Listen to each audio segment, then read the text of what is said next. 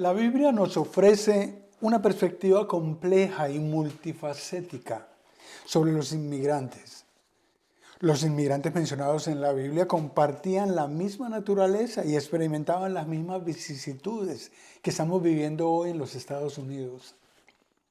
Desde los primeros capítulos del Génesis, donde se narra la expulsión de Adán y Eva del jardín del Edén, pasando por las historias de Abraham, de José, de Moisés, hasta el propio nacimiento de Jesús en Belén. La Biblia nos presenta un panorama donde la movilidad humana es constante.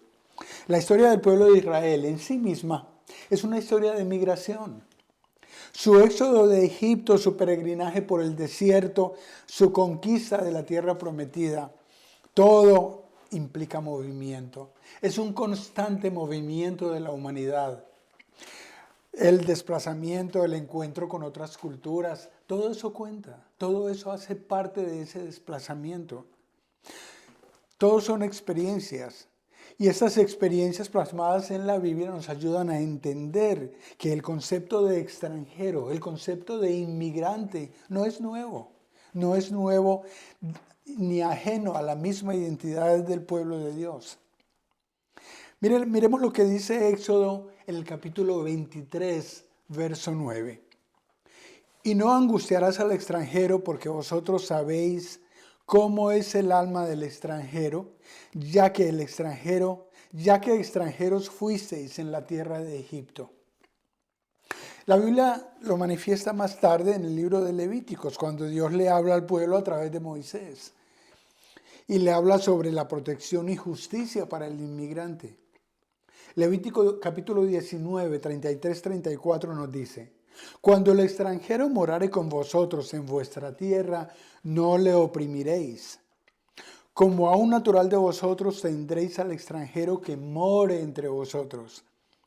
Y lo amarás como a ti mismo, porque extranjeros fuisteis en la tierra de Egipto, yo, Jehová, vuestro Dios.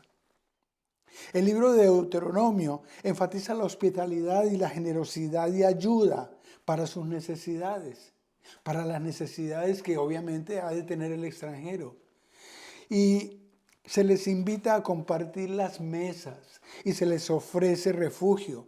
Nos habla de esto Deuteronomio capítulo 10. Y miremos lo que dice el versículo 19 de este capítulo. Amaréis pues al extranjero, porque extranjeros fuisteis en la tierra de Egipto. Y notamos cómo Dios está repitiendo en varios de los libros la misma circunstancia, el mismo ejemplo comparativo de lo que hoy estamos viviendo nosotros como extranjeros, como inmigrantes en este país. Aunque con algunas restricciones a los inmigrantes, se les ha permitido participar en la vida social y religiosa. Y de esto nos habla Levíticos. Levíticos capítulo 19, el 34 nos dice: Como a un natural de vosotros tendréis al extranjero que more entre vosotros. Y lo amarás como a ti mismo, porque extranjeros fuisteis en la tierra de Egipto, yo, Jehová, vuestro Dios. Una de las obligaciones impuestas al inmigrante es el pago de sus impuestos, los cuales se les deduce automáticamente de su salario. Dios manda en su palabra que a los inmigrantes se les deben conceder derechos económicos, derechos financieros. Se les debe permitir poseer tierras y bienes y también se les debe proveer de protección legal. Levíticos capítulo 25, recurrimos nuevamente a la palabra de Dios. En el verso 34, 35 más bien nos dice: Y cuando tu hermano empobreciere y se acogiere a ti, tú lo ampararás. Como forastero y extranjero, vivirá contigo. Con las leyes de inmigración impuestas por el presidente Trump, el país se ve convulsionado. Es una revuelta completa, es una cantidad de opiniones y situaciones que no solamente el gobierno está enfrentando, pero estamos viviéndolas todos. Y siempre ha existido para todos los países del mundo.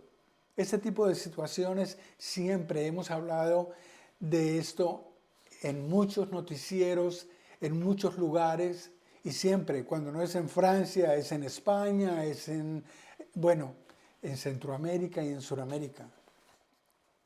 Siempre han existido para todos los países del mundo, lo repito. Y es solo que no se imponen por la conveniencia de ingresos monetarios. ¿Por qué ingresos monetarios? Porque el turismo se necesita, la mano de obra especializada se necesita, los profesionales tienen sus puertas abiertas cuando quieren llegar. Y esto es necesitado en todas partes del mundo. El señor presidente afirma que su intención no es bloquear el acceso a los inmigrantes, sino el de restringir el acceso de personas indocumentadas, personas de las que no se conoce su pasado, sea delictivo o no.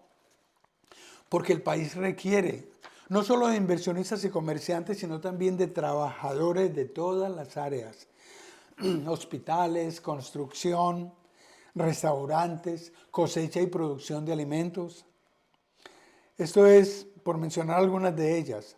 Lo que el sistema pretende es filtrar el ingreso de gangas y criminales que ningún bien le harían al país. Recordemos que cuando el pueblo de Dios salió de Egipto, miles de personas egipcias se le añadieron. Y esas eran personas que fueron causantes de muchas muertes en el desierto. ¿Por qué? Porque enojaron a Dios. Porque eran tradiciones que ellos traían de su pueblo. Y esto era aborrecido por Dios. Tenía que ver con adoración a otros cultos, a otras deidades. Nos habla Éxodo capítulo 12, en el verso 38 nos dice: también subió con ellos grande multitud de toda clase de gentes y ovejas y muchísimo ganado. Recordemos que se habla de 600.000 personas que salieron. Esto era, dice la palabra, sin contar a los niños. Para los que tal vez no estuvieron allí en el 2011 y no se enteraron de las estadísticas cuando dos aviones derribaron las Torres Gemelas de Nueva York, las estimaciones indican que entre 6.000 y 25.000 personas resultaron heridas en esos atentados. Y 2.996 personas murieron. Esto incluyó a los 19 terroristas de Al-Qaeda que llevaron a cabo los ataques, y los cuales se comprobó más tarde de que fueron residentes en Estados Unidos, educados en Estados Unidos. Ellos recibieron toda la información necesaria para llevar a cabo sus actos. A pesar de las leyes que protegían a los extranjeros, la Biblia también refleja la realidad del miedo y la desconfianza que a menudo se tiene hacia lo desconocido. En el Antiguo Testamento encontramos historias que ilustran esa tensión que se vivía. Por ejemplo, el miedo del faraón. El faraón de Egipto, temeroso del crecimiento del pueblo de Israel, él busca oprimirlos, él busca esclavizarlos. Recordemos en el Éxodo cuando se asusta y dice: ese pueblo está creciendo demasiado, tenemos que hacer algo por eso, por la situación. Y ese miedo al otro que amenaza el poder y la estabilidad es un motivo recurrente en varias de las historias de la Biblia. La conquista de Canaán, por ejemplo, la conquista de la tierra de Canaán por parte de los israelitas implica la expulsión de los habitantes que originalmente estaban ocupando esas tierras. Y los cananeos, que eran ellos, los cananeos, los residentes de toda esa área de Canaán, tenían que ser desalojados. ¿Por qué? Porque Dios dijo: yo les he dado esa tierra a ustedes. Entonces, aquí tenemos un proceso que, aunque justificado en el contexto de la época, plantea interrogantes sobre la ética de la violencia, sobre la ética de la conquista misma. La resistencia al extranjero.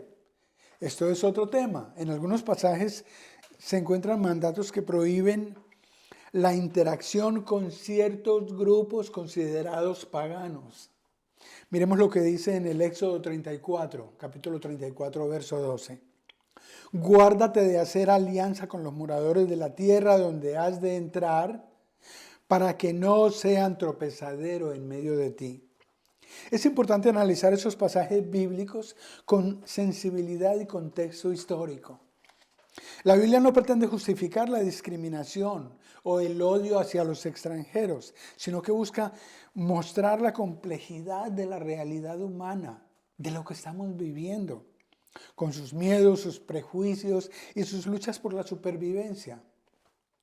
La Biblia nos llama a reflexionar sobre estas realidades y a buscar caminos de paz, a buscar caminos de reconciliación para ablandar la situación, para hacerla más pacífica, más amable, más llevadera.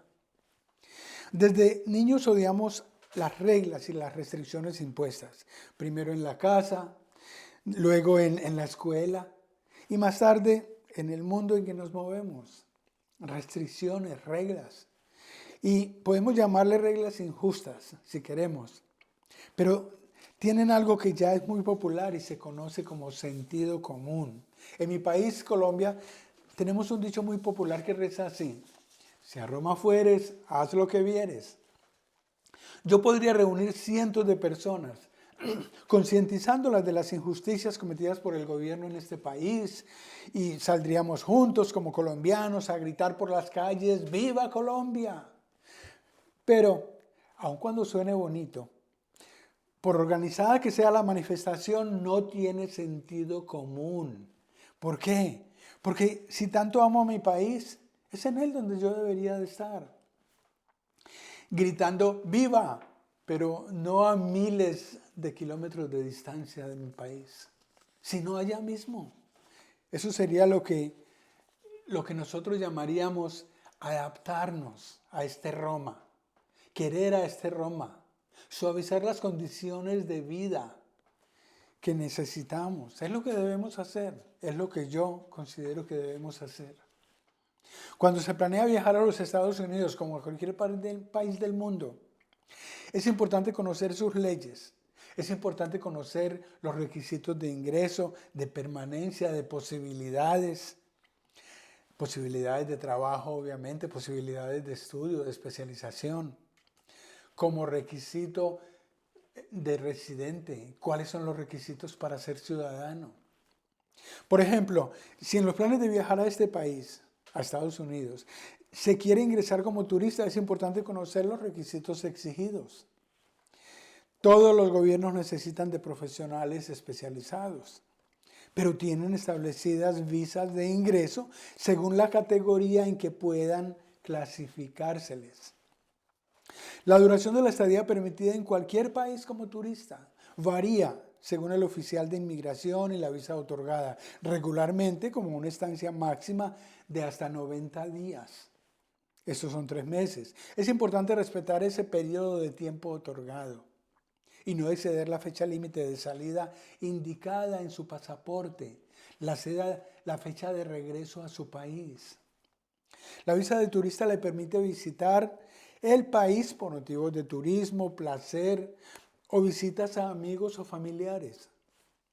El documento principal para viajar es obviamente el pasaporte, pero además se exigen otros requisitos.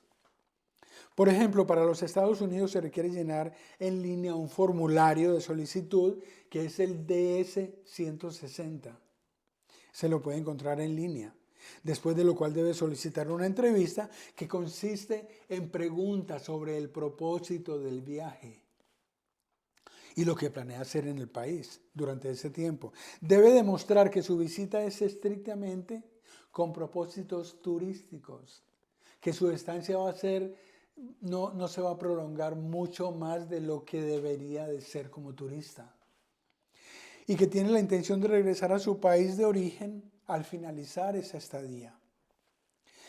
Se le exige además que pague y programe la cita. Los pagos dependen del tipo de visado solicitado y es necesario pagar la tarifa de solicitud de visa. Los visitantes de viaje de negocio, turismo o tratamiento médico, estudiantes, periodistas, víctimas de actividad criminal, pagan, por ejemplo, $185 por ese derecho a esa cita. Y asimismo vienen otros costos que están indicados en las páginas del internet. Sí, es importante y cabe aclarar que el pago se hace por la cita y no le garantiza que le van a dar la visa. Además es un dinero que no es reembolsable. No le dieron la cita, ya pagó el dinero. Es requisito evidenciar los fondos suficientes para cubrir los gastos durante la estadía.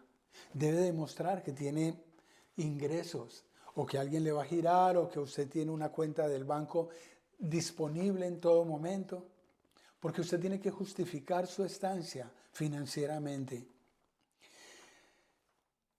Si usted viene invitado por alguien, puede mostrar esa carta de invitación. Y la carta de invitación debe ser firmada por el residente de este país. Y además con su identidad, con su número de identidad, y también debe tener la dirección a donde él le va a recibir. Todo esto son requisitos legales, requisitos exigidos por el gobierno, que no es en ningún momento un tropiezo para que las personas puedan llegar al país. No lo veo de esa manera. Y estos son requisitos de ingreso que los tienen en todos los países, en cualquier lugar a donde usted vaya, sea a Europa, sea a Canadá, sea a Centroamérica. Antecedentes penales. Si usted tiene antecedentes penales, es importante que entienda que no le va a ser otorgada la visa. Verifique primero con su gobierno local de que no tiene impedimentos para poder entrar como turista o como visitante a este país. Porque si tiene antecedentes penales, no va a poder hacerlo. Otra de las prohibiciones específicas consisten en personas o sujetos que tengan prohibiciones específicas en su país. Y debido a motivos políticos, debido a seguridad nacional u otros factores. Busquemos el sentido común a lo que está haciendo el gobierno, por favor. Eso es mi recomendación. Apoyemos juntos las determinaciones tomadas, buscando razonablemente los medios para legalizarnos. Sabemos que llegamos a este país como inmigrantes porque anhelamos una vida más próspera y sin menos dificultades financieras de las que estábamos viviendo en nuestro país o de las que están viviendo incluso en estos momentos personas de nuestras familias. Tenemos que optar por llegar a este país legalmente.